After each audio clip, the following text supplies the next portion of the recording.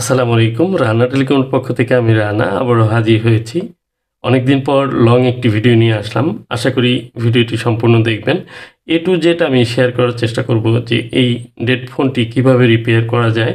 এটি হচ্ছে Xiaomi Mi 11X অথবা Poco F3 একই মডেলের ফোন, একই টাইপের। তো এই ফোনটির এই মুহূর্তে চার্জিং কনজিউম করছে 1.6 আর চার্জারে চার্জিংয়ের যে অ্যাম্পিয়ার নিচ্ছে সেটি মনে হচ্ছে যে ফোনটি বা রান হবে, বাট ডিসপ্লেতে কোনো কিছু নেই।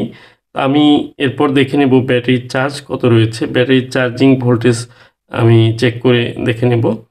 তো চার্জিং ভোল্টেজ রয়েছে 3.66, মানে 3.5-এর উপরে থাকা মানে হচ্ছে ব্যাটারি লোগো দেখানোর কথা। তো এই অবস্থায় মূলত চার্জিং কনজিউম করছে, অ্যাম্পিয়ার নিচ্ছে, মনে হচ্ছে যে ফোনটি রান হওয়ার কথা বা রান হওয়ার সম্ভাবনা রয়েছে, কিন্তু ফোনটি রান হচ্ছে না টোটালি। কোনো রেসপন্স নেই, মূলত চার্জ হচ্ছে বাট ডিসপ্লেতে কিছু আসছে না। তো এই ধরনের সিমটম যদি থাকে এই ফোনগুলোতে, সাধারণত MI 11X বা Poco F3 এই টাইপের আরও কিছু মডেল রয়েছে, যেমন Poco F2 Pro এবং আরও কিছু মডেল রয়েছে K30 Ultra, এই টাইপের যে ফোনগুলো রয়েছে এই ফোনগুলোতে সাধারণত দেখা যায় যে ডিসপ্লের গ্রাফিক্স আসছে না, অনেক সময় ভাইব্রেট করছে বা অন হচ্ছে বাট কিছু আসছে না, এরকম হয়। তো আমি ডিসি পাওয়ার সাপ্লাইয়ের মাধ্যমে আমি ভালোভাবে রিডিংটি চেক করে নেব এবং ডিসি পাওয়ার সাপ্লাইয়ের যে রিডিং সেটি আমি দুটি কেবলের মাধ্যমে আমি চেক করছি যে অ্যাকচুয়ালি কেমন রিডিং দেখায় বা অন হওয়ার মতো রিডিং কিনা, এবং কি অ্যাকচুয়ালি ফোনটি কি ডেড আছে কিনা। তো আমি দেখতে পাচ্ছি যে এখানে ডিসি রিডিং যেটি এসেছে 250 থেকে 380 পর্যন্ত রিডিংটি ওঠানামা করে, এবং কি মনে হয় যে রান হওয়ার মতো যে একটি পালস, সেই পালসটি কিন্তু এখানে শো করছে। কিন্তু এরপরেও কিন্তু এই ফোনটি রান হচ্ছে না, কারণ হচ্ছে এই ফোনটির সিপিইউতে এমন কিছু ইস্যু হয় যে গ্রাফিক্স আসে না, এবং কি অনেক সময় ফোনগুলো অন হলেও রিস্টার্ট করতে থাকে। ম্যাক্সিমাম এই প্রবলেমগুলো আমি পেয়েছি প্রসেসর থেকে, এবং র্যাম প্রসেসর রিবোলিংয়ের মাধ্যমে কিন্তু এগুলো ফিক্স করা যায়। তো আমি A to Z কিন্তু সিমটমগুলো দেখিয়ে নিলাম, কারণ হচ্ছে এখানে যদি আমার চার্জিংয়ের যে অ্যাম্পিয়ার কনজিউম করছে সেটি যদি আরও কমও থাকতো, তারপরেও কিন্তু আমি সিপিইউতে যে চলে যেতাম। এর কারণ হচ্ছে যে এই ফোনটিতে যে রিডিং রয়েছে, রিডিংটি খুব ভালো রয়েছে। কোনো ধরনের লো বুট বা হাই বুট নেই। লো বুট অ্যাকচুয়ালি আমরা যদি এরকম পাই যে 2-3 রিডিং বা 50 নিচে রিডিং এরকম থাকে, যেহেতু 250 380 মানে হচ্ছে একটি ফোন বুট করার মতো যে রিডিং, পাওয়ার সাপ্লাই 100% ওকে আছে, এবং র্যাম সিপিইউ কিছু অ্যাক্টিভিটিস দেখাচ্ছে বলেই কিন্তু এরকম একটি রিডিং। আর 3.66 ব্যাটারি চার্জ মানে হচ্ছে আমার এনাফ ব্যাটারি চার্জ রয়েছে।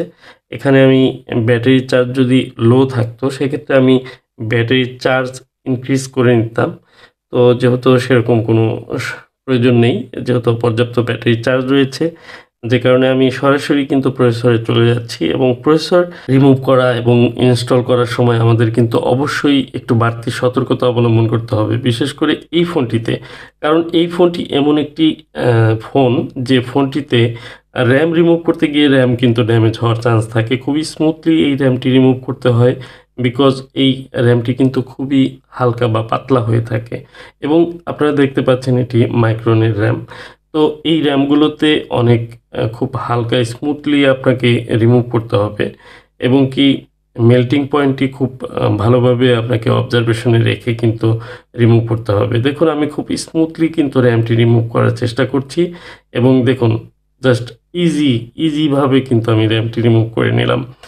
আরেকটি বিষয় হচ্ছে যে এই ফোনটির র্যাম সিপিইউ রিমুভ করা এবং ইনস্টল করার সময় আমাদের টেম্পারেচার খুব নিয়ন্ত্রণে রেখে কাজ করতে হবে। নিয়ন্ত্রণ বলতে আপনার যতটুকু প্রয়োজন ঠিক ততটুকু আমাদের অ্যাপ্লাই করতে হবে টেম্পারেচার। আমাদেরকে বুঝতে হবে যে এই প্রসেসর রিমুভ করার জন্য যতটুকু না হলেই নয়, তার চেয়ে বেশি যেন হিট অ্যাপ্লাই না হয়।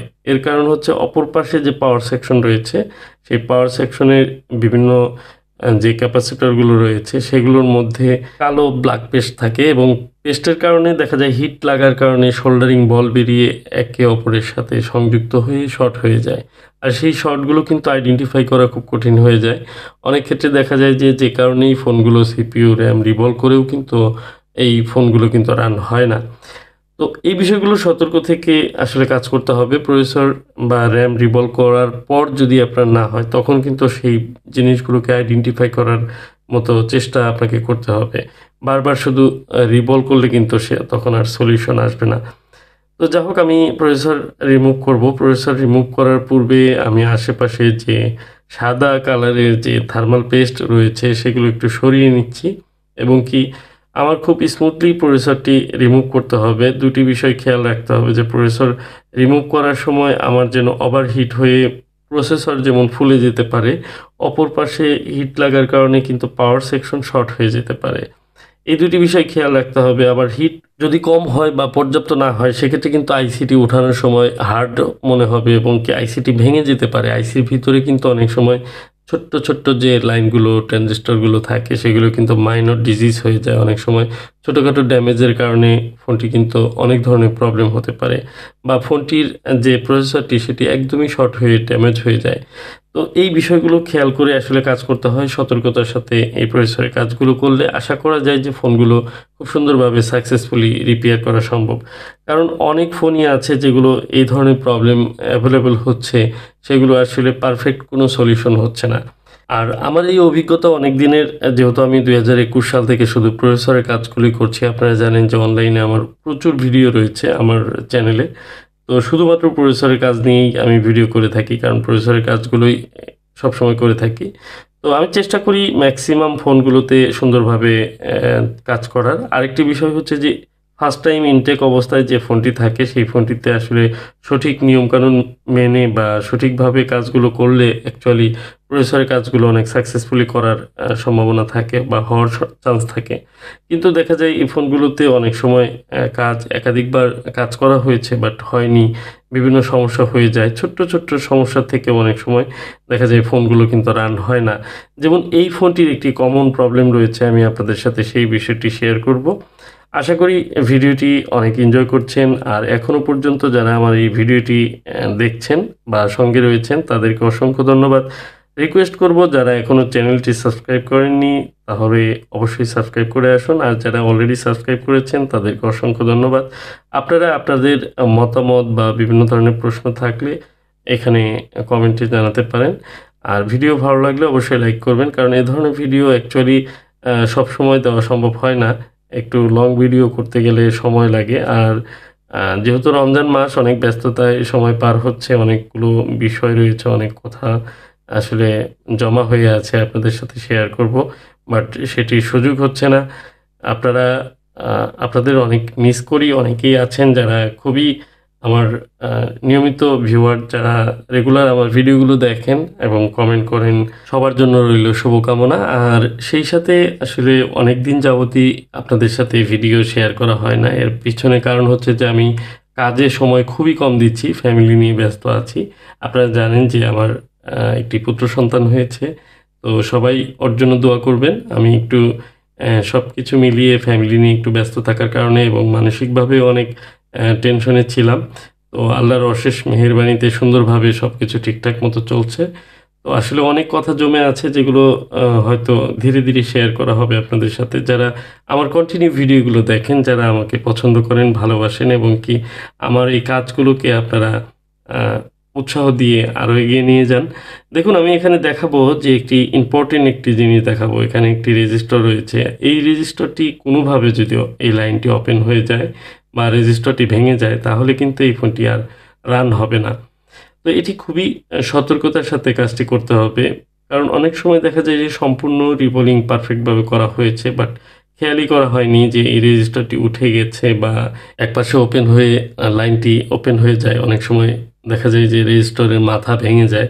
তো এই যে সিম্পল একটি বিষয়, কিন্তু এটি জানা না থাকলে এই ফোনটির পিছনে কিন্তু অনেক পরিশ্রম করতে হবে। তারপরেও দেখা যাবে ফোনটি অন হচ্ছে কি হচ্ছে না। তো এই যে ছোট ছোট বিষয়গুলো, এগুলো হচ্ছে অভিজ্ঞতা। এগুলো কাজ করতে গিয়ে ধীরে ধীরে অভিজ্ঞতা অর্জন হয়। কারণ এই মডেলে কি কি ধরনের প্রবলেম হতে পারে, সেই বিষয়গুলো আমি অসংখ্য কাজ করেছি বলেই কিন্তু এই অভিজ্ঞতাগুলো ধীরে ধীরে অর্জন করেছি। তো বিভিন্ন সময় আছে যে বিভিন্ন বিষয় অনেকের জানা থাকে না, যে কারণে প্রবলেমগুলো আমরা যখন ফেস করি তখন সেটি সমাধান খুঁজতে অনেক সময় দেখা যায় যে সময় লেগে যায়। অনেক কাজ রয়েছে যেগুলো হয়তো আমি জানি না, সেই কাজগুলোকে সমাধান করার জন্য দিনের পর দিন অনেক পরিশ্রম করতে হয়েছে, বা অনেক কাজ, অনেক ছোট্ট ছোট্ট বিষয় কিন্তু জানার জন্য দিনের পর দিন পরিশ্রম করেছি। তো এখনো পর্যন্ত আমার মনে হয় যে আমি কিছুই জানি না, কারণ অনেক কাজ রয়েছে, অনেক ট্রিক্স রয়েছে, অনেক বিষয় রয়েছে যেগুলো জানার শেষ নেই। সেগুলো জানার পর তারপরে আবার নতুন নতুন কিছু বের হয়ে আসবে, তখন আবার সেটি জানতে হবে। এরকমভাবে আমাদের শিক্ষার শেষ নেই, সবসময়ই শিখতে হয়। তো যেহেতু কাজে খুব একটা সময় দিচ্ছি না, আমি চেষ্টা করছি নিজেকে আরেকটু গুছিয়ে তারপর কাজ করতে। আর এখন বর্তমানে ম্যাক্সিমাম ফোন কিন্তু দেখা যায় যে কাজ করে আনসাকসেস হওয়ার পর সবাই খোঁজ খবর নেন যে ফোনটি কাজ করা যাবে কিনা। যে কারণে এই ধরনের ফোনগুলো আপাতত নিচ্ছি না। কারণ সময় যদি না দিতে পারি, অযথা ফোন নিয়ে রিসিভ করে লাভ নেই। অনেক ফোন অলরেডি কিন্তু আমার কাছে জমা রয়েছে। যাদের ফোনগুলো রয়েছে, কারো ফোন রয়েছে যে অর্ধেক বা 90% কাজ হয়েছে, 10% কাজ আটকে আছে। পুরো সম্পূর্ণ অন হয়েছে, হয়তো সাউন্ড নেই বা ক্যামেরা আসছে না বা নেটওয়ার্ক নেই। মানে অনেক ধরনের প্রবলেম থাকে। কারণ এই কাজ করা ফোনগুলোর মধ্যে যারা অন্য কেউ হয়তো কাজ করেছে, ট্রাই করেছে, মাদারবোর্ড ড্যামেজ হয়েছে, অনেক সময় লেয়ার উঠে যায়, লেয়ার শর্ট হয়ে আছে। এরকম অনেক কিছু যেগুলো আইডেন্টিফাই করতে গেলে হুট করে হয় না। অনেক কঠিন বিষয়। আসলে সহজ থাকা অবস্থায় আমরা বুঝি না। এটাই হচ্ছে বড় বিষয়। তো বাঙালি আমরা, দাঁত থাকতে দাঁতের মর্যাদা বুঝি না। তো বিষয়টি হচ্ছে ভিডিও শেয়ার করে রাখবেন বেশি বেশি, কারণ এ ধরনের কাজে যারা আসলে প্রবলেমে পড়বেন তারা যেন সঠিক জায়গা খুঁজে তারপর কাজটি করান। অ্যাকচুয়ালি যারা প্রফেশন নিয়ে কাজ করেন তাদের কাছে যাবেন, আপনার সেটি লোকাল শহরে হোক বা যেখানেই হোক না কেন, সেখান থেকে করাবেন। আশা করা যায় যে এগুলোর সলিউশন বলা যায় 99% ইনশাল্লাহ হয়ে যাবে। কারণ হচ্ছে যে এই ফোনগুলোর এক্সাক্টলি কিছু কমন প্রবলেম রয়েছে। অসংখ্য ফোনের এই ধরনের কমন প্রবলেম রয়েছে যেগুলো প্রসেসর ইস্যু, প্রসেসর রিবোলিং করলে হয়ে যায়। আর এই বিষয়গুলোর কারণেই দেখা যায় যে সবাই কিন্তু প্রসেসরের কাজগুলোতে সময় বেশি ইনভেস্ট করছেন, বা এই কাজগুলো প্র্যাকটিস করে সেগুলো করার চেষ্টা করছেন। মানে এখানে একটু বেনিফিট বেশি পাওয়া যাবে, এরকম একটি চিন্তা কিন্তু আমাদের মাথায় কাজ করে। অ্যাকচুয়ালি আমাদের অনেক কিছু আরও জানা দরকার রয়েছে, যে একটি প্রসেসর কাজ করার পর যদি সেই ফোনটি না হয়, তখন আমাদের পরবর্তী স্টেজ বা এরপর আমি কি করব? এরপর কি আমি করতে পারবো কিনা? তো সর্বাত্মক চেষ্টা করা উচিত যে প্রসেসর রিবোলিং শুধু করলে হবে না। প্রসেসর রিবোলিং এর পর বা এর আগে কিছু বিষয় রয়েছে, সেগুলো জানা থাকা প্রয়োজন। তো যাই হোক, আমি অলরেডি কিন্তু প্রসেসরটি রিবোলিং করছি এবং খুব পিপিটি সুন্দর করে লাগিয়ে নিয়েছি। পিপিটি লাগানোর ক্ষেত্রে অবশ্যই আপনাকে একটু খেয়াল রাখতে হবে। যদি এক চান্সে করতে চান তাহলে অবশ্যই শুকনো এবং কোয়ালিটিফুল পিপিটি ইনস্টল করতে হবে। দেখুন আমি সুন্দর করে ফ্লাক্স দিয়ে নিলাম, আর বলগুলোও একদম সুন্দর হয়েছে। নিচে ক্যাপগুলোও কিন্তু ঠিকঠাক রয়েছে। আমার আবার ক্যাপগুলো আসলে রেখে কাজ করতে ভালো লাগে। এটা আমার নিজের একটি বৈশিষ্ট্য মনে করেন। আমি চেষ্টা করি যে প্রত্যেকটি ফোনের যে ক্যাপগুলো সেগুলো রেখে কাজ করতে। আমি দেখেছি অনেকেই অনেক ভালো অনেক নামি দামি ইউটিউবার বা অনেক সিনিয়র টেকনিশিয়ান যারা, তারাও কিন্তু ক্যাপ ফেলে দিয়ে কাজ করেন। যদিও এতে সেট চলে, সমস্যা হয় না। কিন্তু আমার ভালো লাগে যে একটি জিনিস রেখে কাজ করা, অরিজিনাল কোয়ালিটি রেখে কাজ করা, যেরকম কোম্পানি আসলে প্রোভাইড করে থাকে। তো দেখুন আমি প্রসেসর কিন্তু রিভলভ করে অলরেডি ইনস্টল করছি। এবার চেক করার পালা কিন্তু খুব সামনেই চলে আসছে। আমি র্যামটি রিভলভ করব, সেটি বাকি আছে। তো আমি প্রসেসর ইনস্টল করার সময় খুব হালকা করে এটি শ্যাকিং করে নিলাম, এবং সম্পূর্ণ বলগুলো, সবগুলো বল যেন কানেক্ট হয় সেটি নিশ্চিত করার জন্য একটু হালকা শ্যাকিংয়ের প্রয়োজন রয়েছে। এবার আমি র্যাম রিভলভ করব। তো অনেক সময় দেখা যায় যে প্রসেসর ইনস্টল করার পর আমরা কিন্তু একটা চেক করতে পারি, একটা রিডিং নিতে পারি, চার্জিংয়ের লোডিং নিতে পারি এবং কম্পিউটারে পোর্ট চেক করতে পারি। এই বিষয়গুলো চেক করার মাধ্যমে আমরা কিন্তু একটা টেস্ট করে তারপর সেকেন্ড স্টেপে যেতে পারি। এরকম অনেক কাজে আমরা করি। তো যেহেতু এই কাজটি আমার নিজের কনফিডেন্সের কারণে আমি কিন্তু এক চান্সেই সিপিইউ এবং র্যাম উভয়টি ইনস্টল করে সরাসরি ডাইরেক্ট লাগিয়ে অন করার চেষ্টা করব যে ফোনটি অন হয় কিনা। তো দেখুন, আমরা যে কাজগুলো করি অ্যাকচুয়ালি আমাদের প্রত্যেকটি কাজই যে কাজ করি না কেন সেই কাজের উপরে নিজের যখন দখল চলে আসবে, নিয়ন্ত্রণে চলে আসবে, তখন কিন্তু সেই কাজগুলো করতে ভালো লাগবে এবং সেই কাজগুলোর মধ্যে আপনার একটি নিজস্ব বৈচিত্র্য ফুটে উঠবে। তো আমি যেহেতু প্রসেসরের কাজগুলো করি, সেই প্রসেসরের কাজ আমার ভালো লাগে বিধায় এই কাজগুলোই সবসময় দেখা যায় যে আমি করতে থাকি এবং কি প্রচুর কাজও রয়েছে আমার কাছে এ ধরনের কাজগুলো। তো আমি এখানে বেশ কিছু সমস্যা পাই কাজ করতে গিয়ে এবং সেগুলো সমাধান করি এবং কিভাবে ভালোভাবে কাজ করা যায়, নিজেকে ডেভেলপ করা যায়, সেই বিষয়গুলো প্রতিনিয়ত কিন্তু আমি চিন্তা করে আজকের এই পর্যায়ে এসেছি। তো দেখুন, আমি র্যাম অলরেডি ইনস্টল করেছি আর মাইক্রনের র্যাম। সো আমাকে একটু ভালোভাবে ঠান্ডা করে নিতে হবে, কারণ হচ্ছে এগুলো একটু গরম থাকলে কিন্তু শর্ট দেখাবে, জিআর অনেক লো চলে আসে। আর আপনারা যারা টেকনিশিয়ান রয়েছেন তারা এই বিষয়গুলো বুঝবেন। তো আমি জানি যে আমার এই চ্যানেলে অনেক টেকনিশিয়ান ভাইয়েরা রয়েছেন যারা আমার ভিডিওগুলো দেখেন। আর তবে টেকনিশিয়ান ভাইদের কাছে বলবো যে আপনারা অনেকেই ভিডিও দেখেন বাট কোনো ধরনের কমেন্ট করেন না বা লাইকও করেন না। দেখুন, কমেন্ট করলে হয়তো আপনাকে শো করবে বাট লাইক করলে কিন্তু আপনাকে দেখা যাবে না। সো আপনারা অবশ্যই লাইক করবেন যদি ভিডিওগুলো ভালো লাগে। দেখুন, ইন্টারেস্ট তখনই জন্ম নিবে যখন আমি দেখব যে আমার কন্টেন্টগুলো আপনাদের ভালো লাগছে, তখন আমার নিজের কাছে ভালো লাগবে, যে কারণে কিন্তু আমি নতুন ভিডিও আপলোড করব এবং বিভিন্ন বিষয় শেয়ার করব।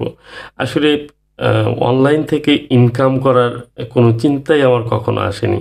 তো আলহামদুলিল্লাহ দেখুন, আমি কিন্তু সরাসরি চার্জে লাগিয়ে দিয়েছি এবং চার্জিংয়ে কিন্তু আমার এই ফোনের এমআই লোগোটি এসেছে। তো এই যে ফোনটি রিবোলিংয়ের কাজটি করলাম, অ্যাকচুয়ালি আপনাদের কেমন লাগলো? মন থেকে যদি ভালো লেগে থাকে অবশ্যই একটি লাইক এবং কমেন্টে আপনার ভালো লাগাটি প্রকাশ করে যাবেন। আর যারা আমার নিয়মিত ভিডিও দেখেন তাদেরকে বলবো যে আজকের ভিডিওটি বা আজকের সাউন্ড কোয়ালিটি কেমন লাগছে এবং কি আমার ভয়েস অবশ্যই একটু চেঞ্জ হয়েছে ঠান্ডার কারণে। তারপরেও আপনাদের কেমন লেগেছে, ভালো লাগা খারাপ লাগা সেটি কমেন্টে জানাবেন। আর একটি বিষয় হচ্ছে যে কন্টিনিউ ভিডিও করা বা একটি মোবাইলে কাজ করে সেটিকে ভিডিও আকারে ধারণ করে আবার সেটিকে অনলাইনে শেয়ার করা, এটি একেবারেই কিন্তু খুব ক্রিটিক্যাল একটি কাজ।